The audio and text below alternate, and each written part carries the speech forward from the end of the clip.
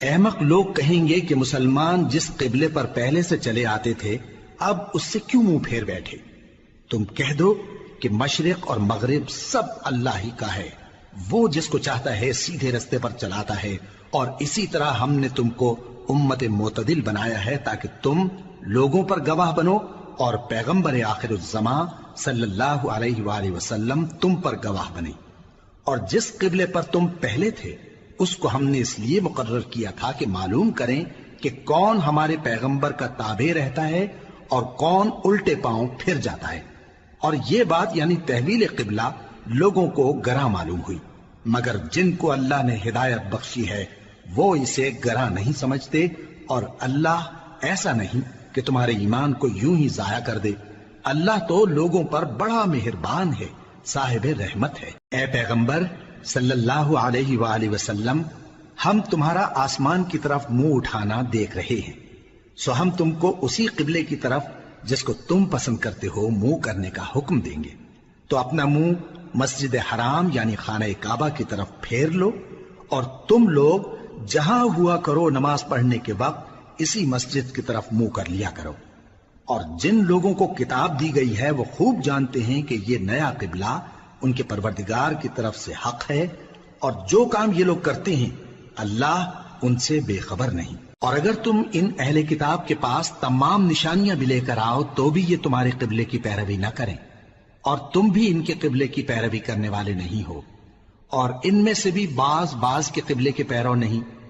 اور اگر تم باوجود اس کے کہ تمہارے پاس علم یعنی اللہ کا حکم آ چکا ہے ان کی خواہشوں کے پیچھے چلو گے تو ظالموں میں ہو جاؤ گے۔ جن لوگوں کو ہم نے کتاب دی ہے وہ ان پیغمبر آخر الزمان صلی اللہ علیہ وآلہ وسلم کو اس طرح پہچانتے ہیں جس طرح اپنے بیٹوں کو پہچانا کرتے ہیں، مگر ایک فریق ان میں سے سچی بات کو جان بوجھ کر چھپا رہا ہے۔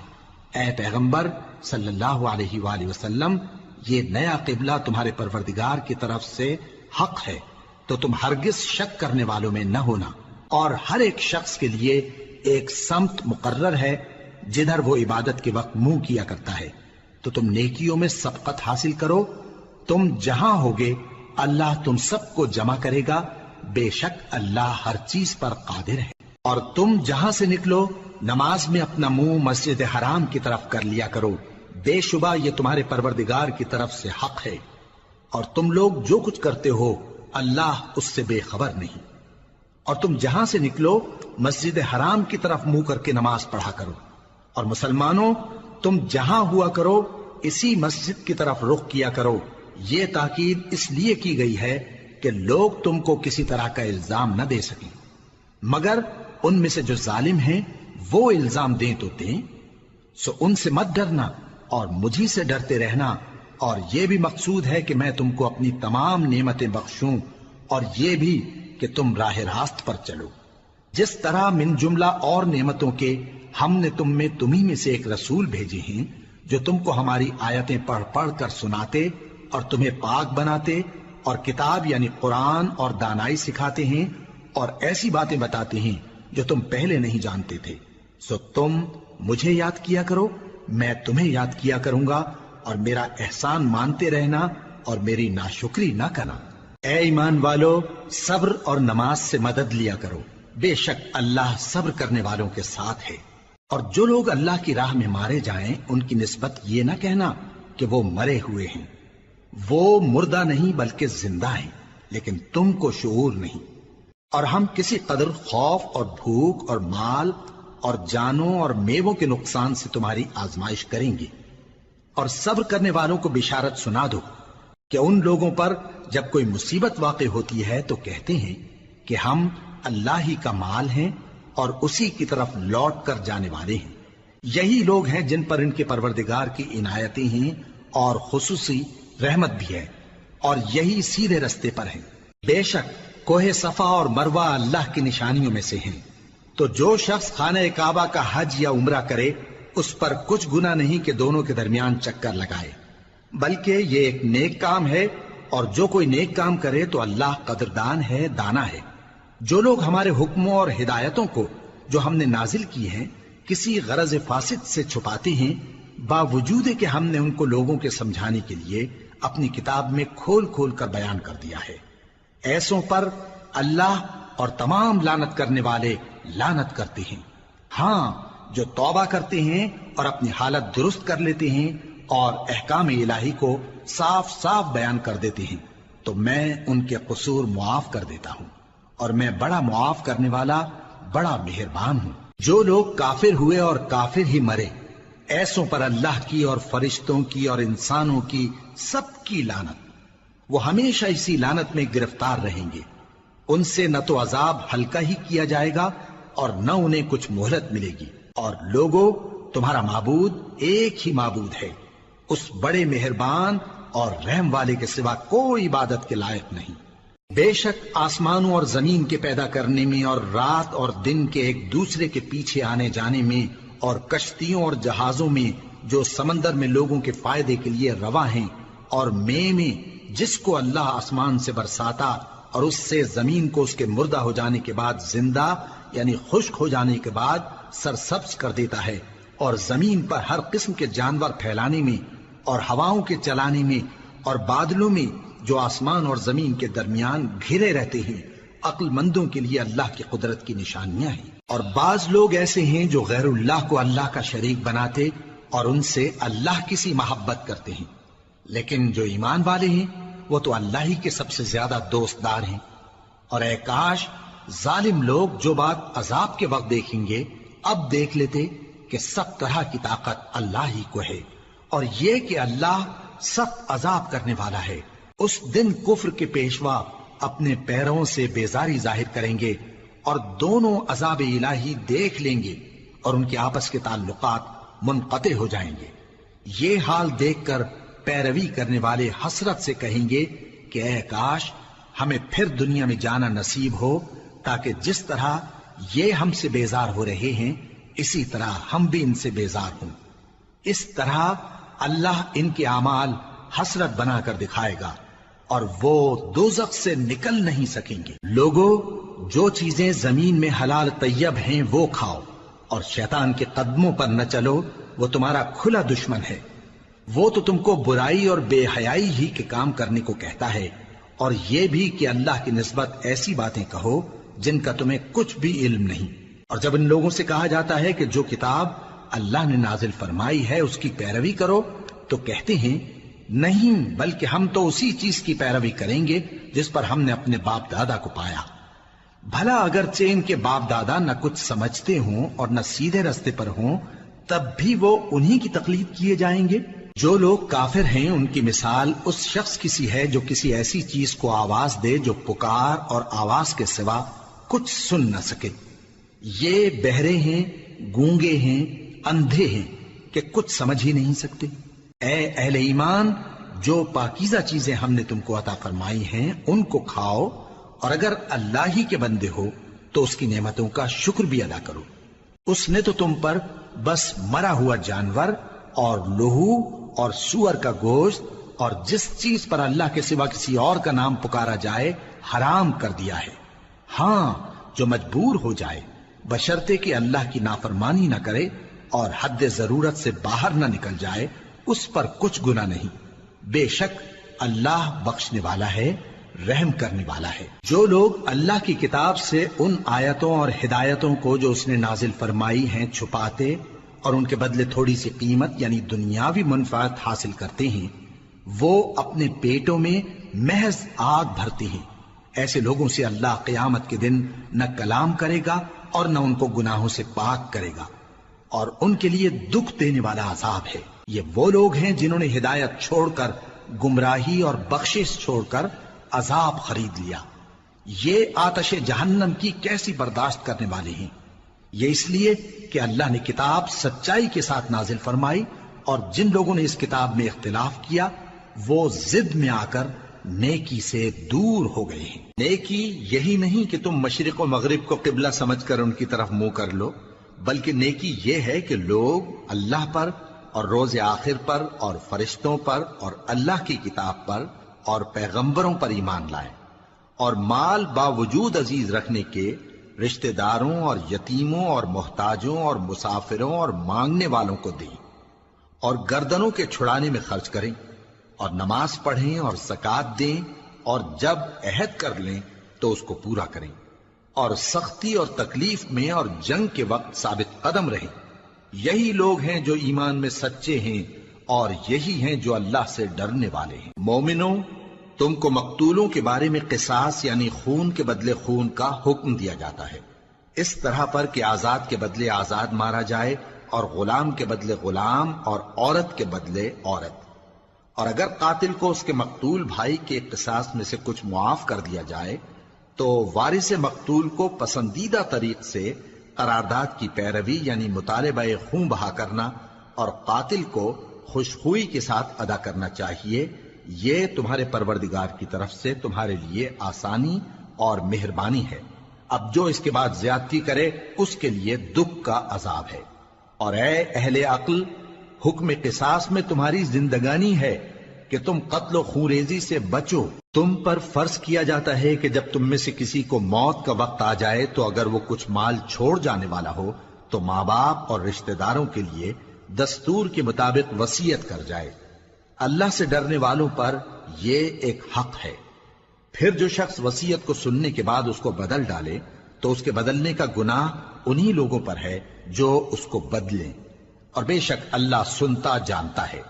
اب اگر کسی کو وصیت کرنے والے کی طرف سے کسی وارث کی طرفداری یا حق تلفی کا اندیشہ ہو تو اگر وہ وصیت کو بدل کر وارثوں میں صلح کرا دے تو اس پر کچھ گناہ نہیں، بے شک اللہ بخشنے والا ہے، رحم والا ہے۔ مومنوں، تم پر روزے فرض کیے گئے ہیں جس طرح تم سے پہلے لوگوں پر فرض کیے گئے تھے تاکہ تم پرہیزگار بنو۔ روزوں کے دن گنتی کے چند روز ہیں، تو جو شخص تم میں سے بیمار ہو یا سفر میں ہو تو دوسرے دنوں میں روزوں کا شمار پورا کر لے۔ اور جو لوگ روزہ رکھنے کی طاقت رکھیں لیکن رکھیں نہیں، وہ روزے کے بدلے محتاج کو کھانا کھلا دیں۔ اور جو کوئی اپنی مرضی سے زیادہ نیکی کرے تو اس کے حق میں زیادہ اچھا ہے، اور اگر سمجھو تو روزہ رکھنا ہی تمہارے حق میں بہتر ہے۔ روزوں کا مہینہ رمضان کا مہینہ ہے جس میں قرآن اول نازل ہوا، جو لوگوں کا رہنما ہے اور جس میں ہدایت کی کھلی نشانیاں ہیں، اور جو حق و باطل کو الگ الگ کرنے والا ہے۔ تو جو کوئی تم میں سے اس مہینے میں موجود ہو چاہیے کہ پورے مہینے کے روزے رکھے، اور جو بیمار ہو یا سفر میں ہو تو دوسرے دنوں میں روزے رکھ کر ان کا شمار پورا کر لے۔ اللہ تمہارے حق میں آسانی چاہتا ہے اور سختی نہیں چاہتا، اور یہ آسانی کا حکم اس لیے دیا گیا ہے کہ تم روزوں کا شمار پورا کر لو، اور اس احسان کے بدلے کہ اللہ نے تم کو ہدایت بخشی ہے تم اس کو بزرگی سے یاد کرو اور اس کا شکر کرو۔ اور اے پیغمبر، جب تم سے میرے بندے میرے بارے میں دریافت کریں تو انہیں معلوم ہو کہ میں تو تمہارے پاس ہی ہوں۔ جب کوئی پکارنے والا مجھے پکارتا ہے تو میں اس کی دعا قبول کرتا ہوں۔ تو ان کو چاہیے کہ میرے حکموں کو مانیں اور مجھ پر ایمان رکھیں تاکہ نیک رستہ پائیں۔ روزوں کی راتوں میں تمہارے لیے اپنی عورتوں کے پاس جانا جائز کر دیا گیا ہے، وہ تمہاری پوشاک ہیں اور تم ان کی پوشاک ہو۔ اللہ کو معلوم ہے کہ تم ان کے پاس جانے سے اپنے حق میں خیانت کرتے تھے، سو اس نے تم پر مہربانی کی اور تمہاری حرکات سے درگزر فرمائی، تو اب تم کو اختیار ہے کہ ان سے مباشرت کرو۔ اور اللہ نے جو چیز تمہارے لیے لکھ رکھی ہے یعنی اولاد، اس کو اللہ سے طلب کرو اور کھاؤ اور پیو، یہاں تک کہ صبح کی سفید دھاری رات کی سیاہ دھاری سے الگ نظر آنے لگے، پھر روزہ رکھ کر رات تک پورا کرو۔ اور جب تم مسجدوں میں اعتکاف بیٹھتے ہو تو ان سے مباشرت نہ کرو، یہ اللہ کی حدیں ہیں، ان کے پاس نہ جانا۔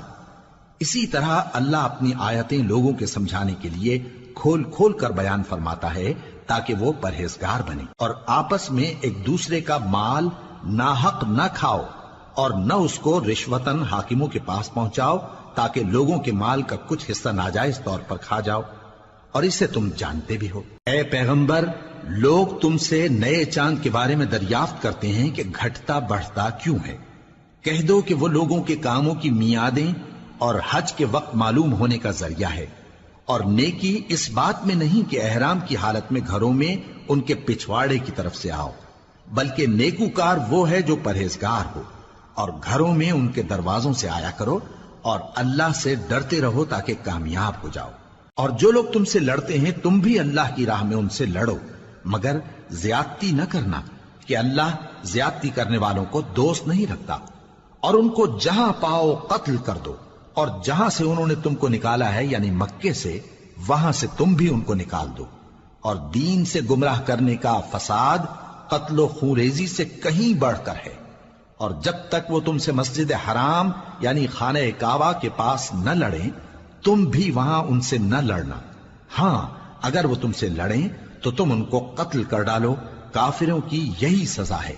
پھر اگر وہ باز آ جائیں تو اللہ بخشنے والا ہے، رحم کرنے والا ہے۔ اور ان سے اس وقت تک لڑتے رہنا کہ فساد نابود ہو جائے اور ملک میں اللہ ہی کا دین غالب ہو جائے۔ پھر اگر وہ فساد سے باز آ جائیں تو ظالموں کے سوا کسی پر زیادتی نہیں کرنی چاہیے۔ ادب کا مہینہ ادب کے مہینے کے مقابل ہے، اور ادب کی چیزیں ایک دوسرے کا بدلہ ہیں۔ پس اگر کوئی تم پر زیادتی کرے تو جیسی زیادتی وہ تم پر کرے ویسی ہی تم اس پر کرو، اور اللہ سے ڈرتے رہو اور جان رکھو کہ اللہ ڈرنے والوں کے ساتھ ہے۔ اور اللہ کی راہ میں مال خرچ کرو اور اپنے آپ کو ہلاکت میں نہ ڈالو، اور نیکی کرو، بے شک اللہ نیکی کرنے والوں کو دوست رکھتا ہے۔ اور اللہ کی خوشنودی کے لیے حج اور عمرے کو پورا کرو، اور اگر راستے میں روک لیے جاؤ تو جیسی قربانی میسر ہو کر دو، اور جب تک قربانی اپنے مقام پر نہ پہنچ جائے سر نہ منڈاؤ۔ اور اگر کوئی تم میں بیمار ہو یا اس کے سر میں کسی طرح کی تکلیف ہو تو اگر وہ سر منڈا لے تو اس کے بدلے روزے رکھے یا صدقہ دے یا قربانی کرے۔ پھر جب تکلیف دور ہو کر تم مطمئن ہو جاؤ تو جو تم میں حج کے وقت تک عمرے سے فائدہ اٹھانا چاہے وہ جیسی قربانی میسر ہو کرے، اور جس کو قربانی نہ ملے وہ 3 روزے ایام حج میں رکھے اور 7 جب واپس ہو، یہ پورے 10 ہوئے۔ یہ حکم اس شخص کے لیے ہے جس کے اہل و عیال مکے میں نہ رہتے ہوں۔ اور اللہ سے ڈرتے رہو اور جان رکھو کہ اللہ سخت عذاب دینے والا ہے۔ حج کے مہینے معین ہیں جو معلوم ہیں، تو جو شخص ان مہینوں میں حج کی نیت کر لے تو حج کے دنوں میں نہ عورتوں سے اختلاط کرے، نہ کوئی برا کام کرے اور نہ کسی سے جھگڑے۔ اور جو نیک کام تم کرو گے وہ اللہ کو معلوم ہو جائے گا۔ اور زاد راہ یعنی رستے کا خرچ ساتھ لے جاؤ، کیونکہ بہترین زاد راہ پرہیزگاری ہے۔ اور اے اہل عقل، مجھی سے ڈرتے رہو، اس کا تمہیں کچھ گناہ نہیں کہ حج کے دنوں میں بذریعہ تجارت اپنے پروردگار سے روزی طلب کرو۔ اور جب عرفات سے واپس ہونے لگو تو مشعر حرام یعنی مزدلفہ میں اللہ کا ذکر کرو، اور اس طرح ذکر کرو جس طرح اس نے تم کو سکھایا، اور اس سے پیشتر تم لوگ ان طریقوں سے محض ناواقف تھے۔ پھر جہاں سے اور لوگ واپس ہوں وہیں سے تم بھی واپس ہو، اور اللہ سے بخشش مانگو، بے شک اللہ بخشنے والا ہے، رحمت کرنے والا ہے۔ پھر جب حج کے تمام ارکان پورے کر چکو تو مینا میں اللہ کو یاد کرو جس طرح اپنے باپ دادا کو یاد کیا کرتے تھے، بلکہ اس سے بھی زیادہ۔ اور بعض لوگ ایسے ہیں جو اللہ سے التجا کرتے ہیں کہ اے پروردگار ہم کو جو دینا ہے دنیا ہی میں دے دے، اور ایسے لوگوں کا آخرت میں کچھ حصہ نہیں۔ اور بعض ایسے ہیں کہ دعا کرتے ہیں کہ پروردگار ہم کو دنیا میں بھی نعمت عطا فرما اور آخرت میں بھی نعمت بخشیو اور دوزخ کے عذاب سے محفوظ رکھیو۔ یہی لوگ ہیں جن کے لیے ان کے کاموں کا حصہ یعنی اجر نیک تیار ہے، اور اللہ جلد حساب لینے والا ہے۔ اور قیام منا کے دنوں میں جو گنتی کے دن ہیں اللہ کو یاد کرو۔ اگر کوئی جلدی کرے اور 2 ہی دن میں چل دے تو اس پر بھی کچھ گناہ نہیں، اور جو بات تک ٹھہرا رہے اس پر بھی کچھ گناہ نہیں۔ یہ باتیں اس شخص کے لیے ہیں جو اللہ سے ڈرے، اور تم لوگ اللہ سے ڈرتے رہو اور جان رکھو کہ تم سب اس کے پاس جمع کیے جاؤ گے۔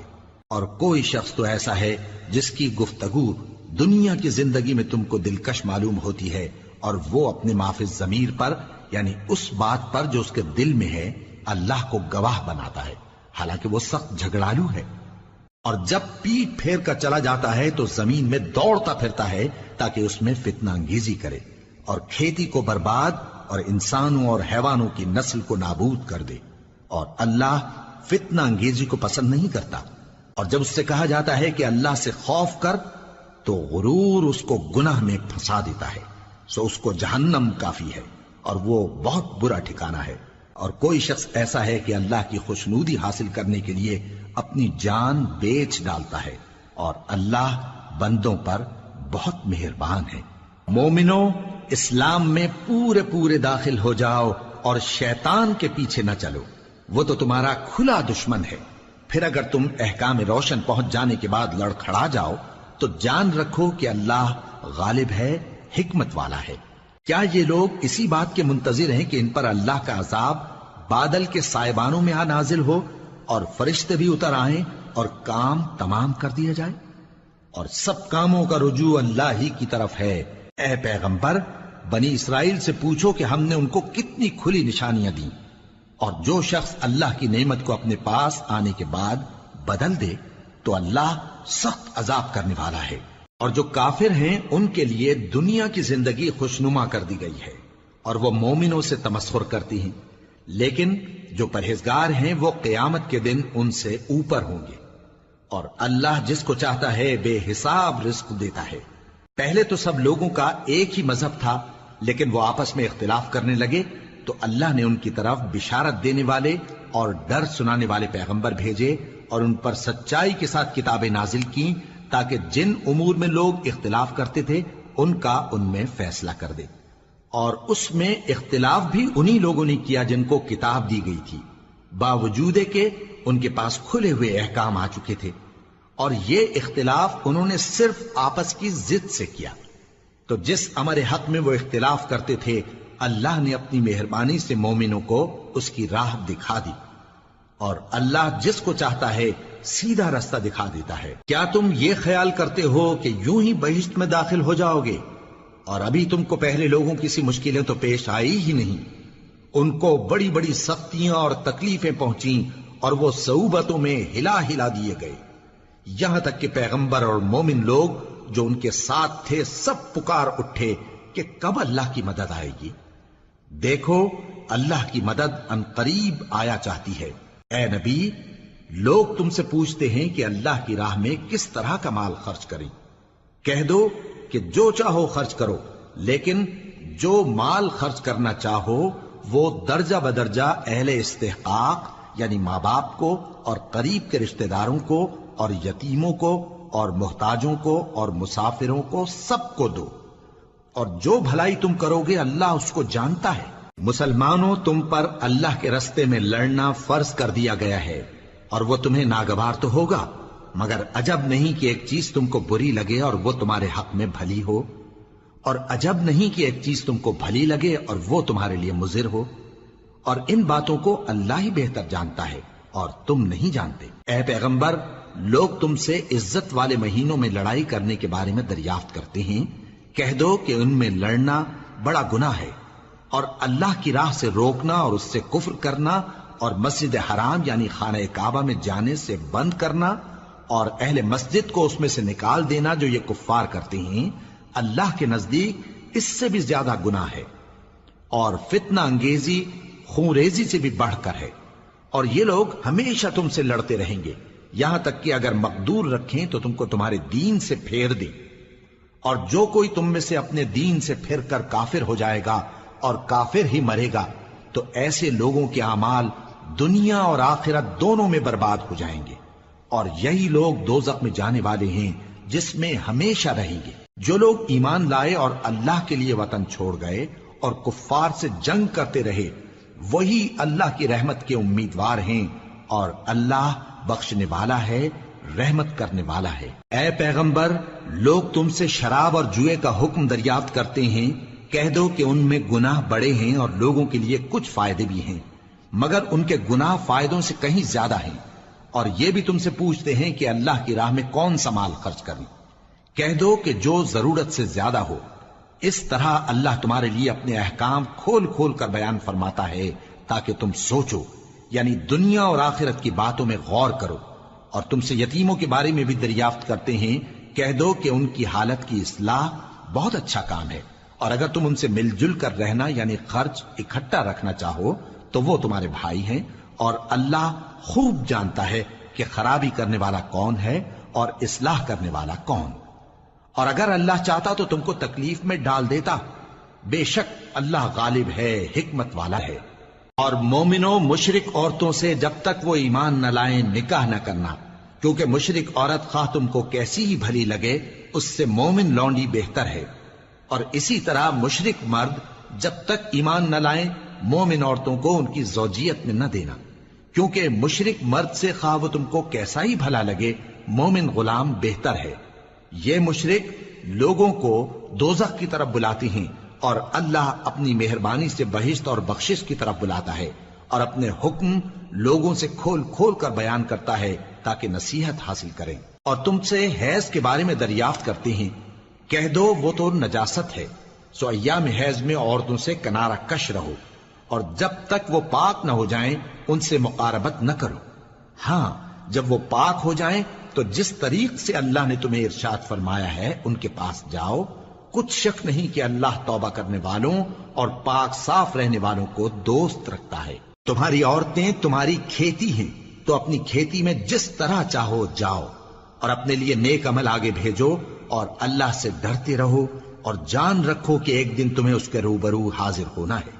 اور اے پیغمبر ایمان والوں کو بشارت سنا دو، اور اللہ کے نام کو اس بات کا ہیلہ نہ بنانا کہ اس کی قسمیں کھا کھا کر سلوک کرنے اور پرہیزگاری کرنے اور لوگوں میں صلح و سازگاری کرانے سے رک جاؤ، اور اللہ سب کچھ سنتا ہے جانتا ہے۔ اللہ تمہاری لغو قسموں پر تم سے مواخذہ نہیں کرے گا، لیکن جو قسمیں تم قصد دلی سے کھاؤ گے ان پر مواخذہ کرے گا، اور اللہ بخشنے والا ہے بردبار ہے۔ جو لوگ اپنی عورتوں کے پاس جانے کی قسم کھا لیں ان کو 4 مہینے تک انتظار کرنا چاہیے۔ اگر اس عرصے میں قسم سے رجوع کر لیں تو اللہ بخشنے والا ہے، مہربان ہے، اور اگر طلاق کا ارادہ کر لیں تو بھی اللہ سنتا ہے جانتا ہے۔ اور طلاق والی عورتیں 3 حیض تک اپنے تئیں روکے رہیں، اور اگر وہ اللہ اور روز قیامت پر ایمان رکھتی ہیں تو ان کو جائز نہیں کہ اللہ نے جو کچھ ان کے شکم میں پیدا کیا ہے اس کو چھپائیں، اور ان کے خاوند اگر پھر موافقت چاہیں تو اس مدت میں وہ ان کو اپنی زوجیت میں لے لینے کے زیادہ حقدار ہیں۔ اور عورتوں کا حق مردوں پر ویسا ہی ہے جیسے دستور کے مطابق مردوں کا حق عورتوں پر ہے، البتہ مردوں کو عورتوں پر 1 درجہ فضیلت ہے، اور اللہ غالب ہے، صاحب حکمت ہے۔ طلاق صرف 2 بار ہے، یعنی جب 2 دفعہ طلاق دے دی جائے تو پھر عورتوں کو یا تو بطریق شائستہ نکاح میں رہنے دینا ہے یا بھلائی کے ساتھ چھوڑ دینا، اور یہ جائز نہیں کہ جو مہر تم ان کو دے چکے ہو اس میں سے کچھ واپس لے لو۔ ہاں اگر زن و شوہر کو خوف ہو کہ وہ اللہ کی حدوں کو قائم نہیں رکھ سکیں گے تو اگر عورت خاوند کے ہاتھ سے رہائی پانے کے بدلے میں کچھ دے ڈالے تو دونوں پر کچھ گناہ نہیں۔ یہ اللہ کی مقرر کی ہوئی حدیں ہیں، ان سے باہر نہ نکلنا، اور جو لوگ اللہ کی حدوں سے باہر نکل جائیں گے وہ گناہگار ہوں گے۔ پھر اگر شوہر 2 طلاقوں کے بعد تیسری طلاق عورت کو دے دے تو اس کے بعد جب تک عورت کسی دوسرے شخص سے نکاح نہ کر لے اس پہلے شوہر پر حلال نہ ہوگی۔ ہاں اگر دوسرا خاوند بھی طلاق دے دے اور عورت اور پہلا خاوند پھر ایک دوسرے کی طرف رجوع کر لیں تو ان پر کچھ گناہ نہیں، بشرطے کہ دونوں یقین کریں کہ اللہ کی حدوں کو قائم رکھ سکیں گے، اور یہ اللہ کی حدیں ہیں، ان کو وہ ان لوگوں کے لیے بیان فرماتا ہے جو علم رکھتے ہیں۔ اور جب تم عورتوں کو 2 دفعہ طلاق دے چکو اور ان کی عدت پوری ہو جائے تو انہیں یا تو حسن سلوک سے نکاح میں رہنے دو یا بطریق شائستہ رخصت کر دو، اور اس نیت سے ان کو نکاح میں نہ رہنے دینا چاہیے کہ انہیں تکلیف دو اور ان پر زیادتی کرو، اور جو ایسا کرے گا وہ اپنا ہی نقصان کرے گا۔ اور اللہ کے احکام کو ہنسی اور کھیل نہ بناؤ، اور اللہ نے تم کو جو نعمتیں بخشی ہیں اور تم پر جو کتاب اور دانائی کی باتیں نازل کی ہیں جن سے وہ تمہیں نصیحت فرماتا ہے ان کو یاد کرو، اور اللہ سے ڈرتے رہو، اور جان رکھو کہ اللہ ہر چیز سے واقف ہے۔ اور جب تم عورتوں کو طلاق دے چکو اور ان کی عدت پوری ہو جائے تو ان کو اپنے شوہروں کے ساتھ جب وہ آپس میں جائز طور پر راضی ہو جائیں نکاح کرنے سے مت روکو۔